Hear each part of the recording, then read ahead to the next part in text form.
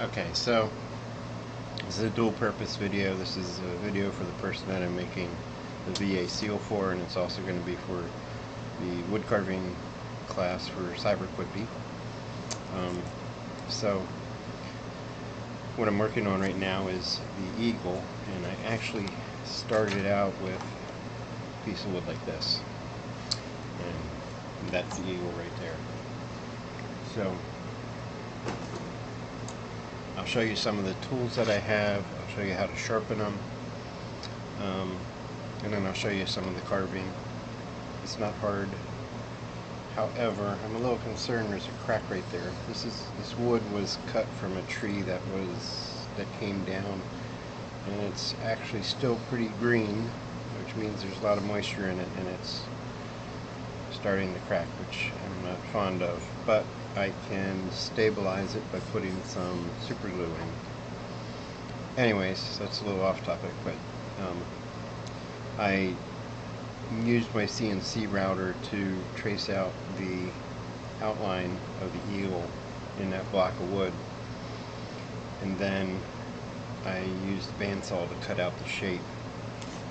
Actually, before that, I cut it in half because it was too big. I didn't want to spend a year carving it out. So I have a set of these short handle tools of various types, and they're going to roll all over the place. These I picked up at Harbor Freight. It was not an expensive set, but they actually are pretty good. They're very sharp. I don't know how they compare to like professional tools, but they're, for a cheap set, they're actually not bad. I had picked up this set, which there's a couple more. I'd have to dig them out, but they have some curved knives. This one I like because it's got a curve to the blade, so when you're trying to remove a lot of wood, it comes in handy. It gives you a little more leverage. These are actually really nice, that the handle's comfortable. So I don't know where you could find these, but if you're serious about wood carving, you might want to look for something like this. Or if you're just starting out, definitely go with the cheaper set. I also picked up this little pen knife. It's got two blades at a yard sale for $1.50, and it is marvelous. Let me grab something here. I started chiseling out and whittling out in one of the blocks of wood that you get in your kit this little arrow. And I'm still working on it, but you know, it using this, it was great. It's sharp, and you know, you can take a little bit off at a time. I like it. It was a Best Buy. I like finds like that. This is a sharpening stone. It's got rough grit on one side, smooth finer grit on the other. Learn how to sharpen your tools. I'm not a good one to teach you how to sharpen tools because I'm not that great about it. This is another sharpening stone. I lost the lid to it. I also have some diamond coated metal plates. They actually came from Harbor Freight. It was a block that has 4 sides to it, and each side was a different grit. I took it off the block because it was plastic, and when you went to sharpen it, it curved. So I just mounted the sharpening stone on a piece of wood, and then I can sharpen, and it works better. So usually you want to get the flat side against your stone and just pull back 2 or 3 times. You don't have to do a lot. And then place the flat of that side and roll it across once. What happens is when you sharpen this side, at the very tip, it rolls the metal over. So it's sharp, but with that metal rolled over, you're not going to cut. So now when you go do this, it pulls off that little metal roll. Sharpening knives, I'm really not good at doing that, but you can go this way on each side. I need to learn how to sharpen my stuff better. Now what I did use on this to get it down to the right thickness was this hand plane. Well, guess what? A hand plane really works on the same principle as one of these. It's just a metal blade that's fixed at an angle like that. So you can kind of call it carving. I happen to like using hand planes. They make a lot of mess, but I'll show you, they give off these nice little shavings. These things are great to use as tinder. In fact, when I get a bunch of them, I will put them in a vacuum seal bag, and then they stay dry. You can throw them in your troop trailer or whatever, and when you need them, you just open it up and you got nice tinder. Little tip there for you scouts. So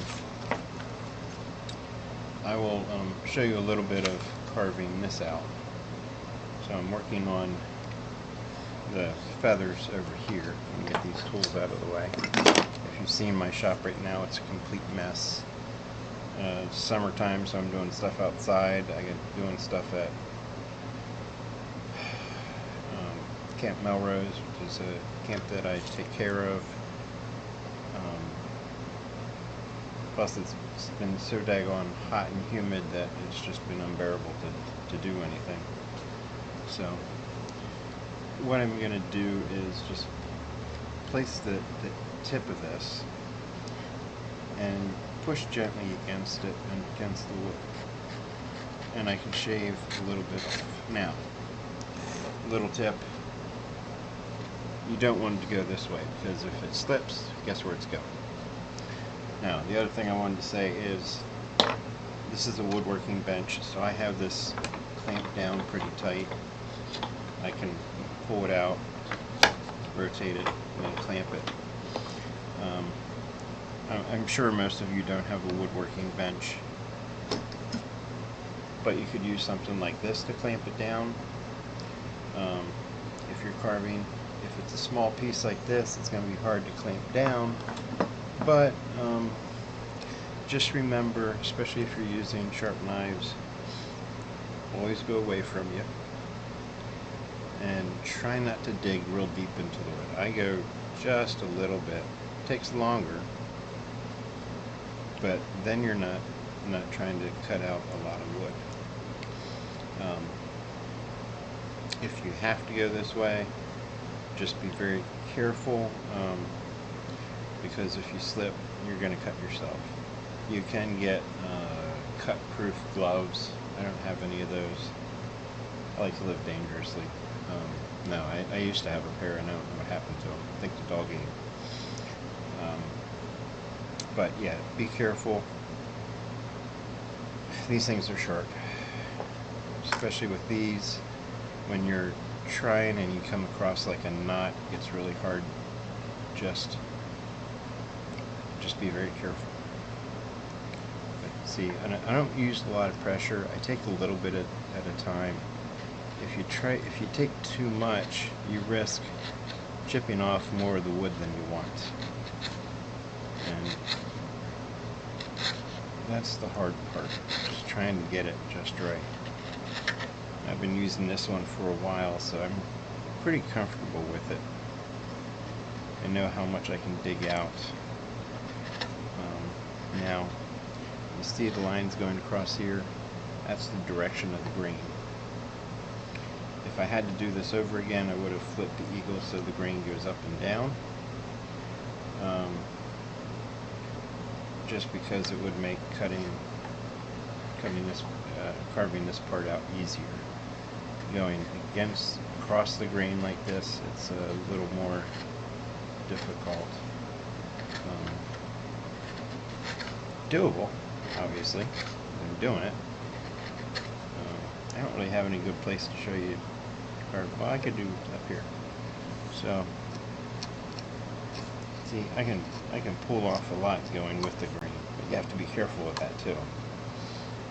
Going across the grain, it's a little more difficult, but you don't take as much off at a time.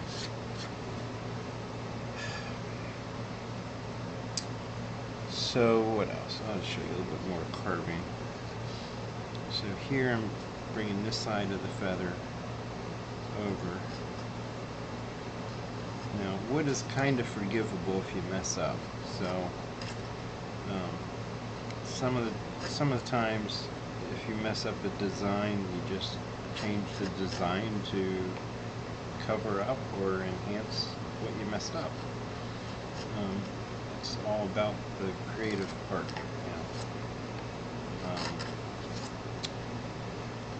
I try not to get concerned when I mess something up, because then I just think about how I can make that part of the design.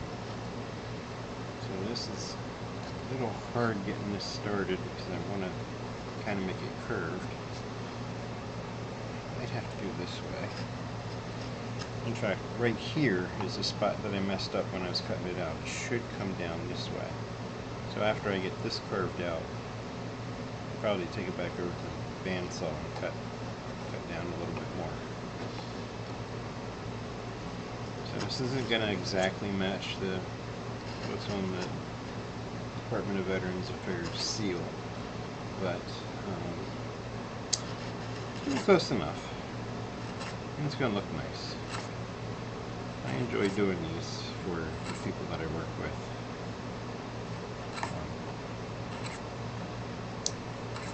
I have several that want me to make them, like the Army Seal and the Navy Seal and the Marine Seal. So I'm going to be busy for quite a while. And I'll be doing videos of those when I start working on them. So if you like watching this, you can hop on my YouTube channel. I'll post the link, and you can watch the progress of these. I have other videos on there as well, but it's fun. Working with wood like this, using hand tools, I think it's relaxing. It makes you learn how wood grows and develops, because young wood is certainly different than older wood. Hardwoods are different than softwoods. Cherry is a softwood. It's got distinctive grain to it. It smells awesome. Walnut is a really hard wood. I haven't tried carving walnut by hand yet, but I want to. I have some walnut flocks that I can use. So the wood that comes in your kit, the Cyber-Quippy kit, is one block is balsa, one is pine, and I think the third one is popular. I'm not quite sure which is which. I think this is the poplar. The big block is balsa, and the medium-sized block is the pine. I think. I have to verify that. I could be wrong. But see how I'm using this hand to help guide the knife. I don't want to do it one-handed, because it's easy to slip. It's easy to get it out of control or take too much off. And I also will start a little bit deep to get it started, and then I curve my knife back to control how much I take off. Because one of the things I'm concerned about is at this end, if I go too deep, I can chip off a large piece of wood. I don't want to do that. But take your time. It's fun. Like I said, I find it relaxing. I find it kind of like coloring, or kind of like therapy. Makes your mind at ease. helps you be creative. It's always fun stuff. Work on this side, so we're not quite done with that. So, when you guys start working on your projects, I'm not going to grade them as whether they look nice or how good of a job you did. I'm going to grade them as how well you tried. If you run into an issue, like the knife slipped and now you're afraid to try it, let me know and we can talk about that. I can certainly understand that. I'm not going to ding you for something, you know, if you hurt yourself. I hope nobody hurts themselves with this. It's fun. Like I said, I actually did some of this sitting by the campfire. Now, the other thing you could do is get like a piece of leather to put in your hand, or if you're sitting it on your leg, put it over your leg, because then if your knife slips, it's going to hit the leather and it's not going to hurt you.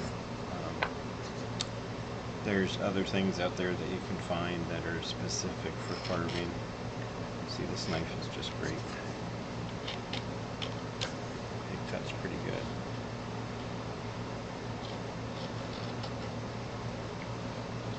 So that's I went a little deep and it's hard to pull. See, that'll make my finger sore. Now you can get like little leather things to put in your finger to help push against the knife. There's all kinds of things out there for wood carving. If you're just trying it out as a beginner, don't spend a lot of money.